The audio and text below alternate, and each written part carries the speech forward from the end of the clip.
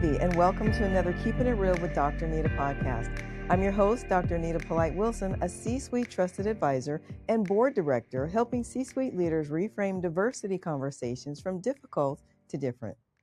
Can you believe it's November?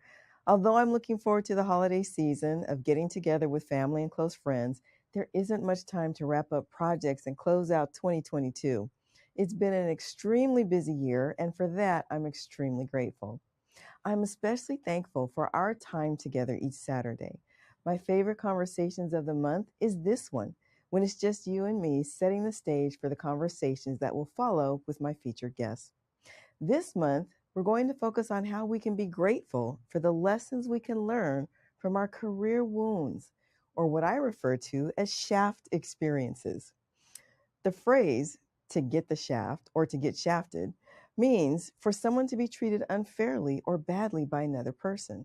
Sooner or later, everyone will have a shaft experience because they are simply a part of life. Let me give you a few examples from one of my books entitled, You're Not the Only One Getting the Shaft.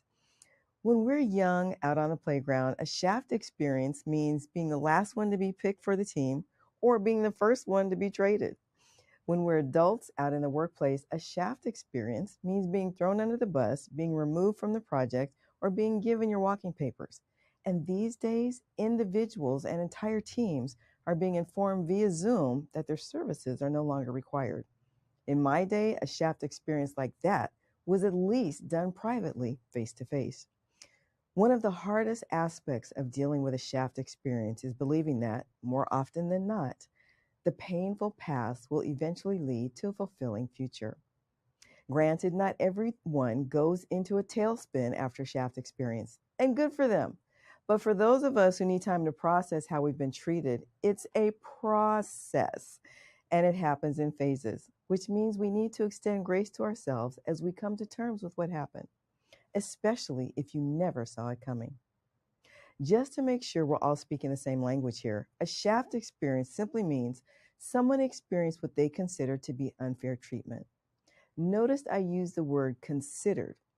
We will each define a shaft experience based on our lived experiences. What I believe to be a shaft experience may not hold true for someone else. The point of my book is for you to think of getting the shaft as a forcing function, to take stock of your strengths, skills, and potential to move up the company ladder or move out and move on.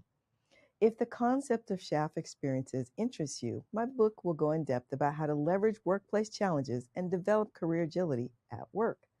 The best part is that it was written to be read in 60 minutes or less, with simple worksheets for you to discover that you can be grateful for the shaft experiences that you've had that actually launched you to greater levels of career success and satisfaction. This month, my guest on Real Conversations from the C-Suite is Mr. Rick Girard, founder and CEO of Stride Search and author of the book, Healing Career Wounds. It's a fascinating read and seems to pick up where I leave off for those who want to be intentional about growing their companies by making space for people to recover from their career wounds in a place that will value them. We're going to kick off the conversation by hearing about Rick's background as a snowboarder and the connections to his current work in helping leaders conduct more effective interviews to find their next great hire. He'll also tell us a little bit about his work as the CEO of Stride Search. Then, Rick will spend a bit of time exploring the relevance of someone's career wound, or what Simon Sinek would call their why, specifically tied to their professional life. According to Rick, a career wound is typically the reason someone is dissatisfied with their current job, the thing that's missing from their life, the thing no one ever bothers to ask them about or show any interest in. Sometimes a career wound is a shaft experience. Finally, we wrap up the conversation with the challenge of cultivating belonging and the critical role that leaders play. This part of the conversation gets a little spicy, and Rick isn't shy about keeping it real. If you'd like to listen to this podcast again to help you prepare yourself for our Real Conversation from the C-Suite with Mr. Rick Girard, please go to my website at dranita.com and click the Keeping It Real with Dr. Anita link in the top center of the landing page. Please subscribe, like, and send me some feedback, and share with your network any broadcast that helps you reframe diversity conversations from difficult to different. Until next time, this is Dr. Anita reminding you to stay blessed and keep it real.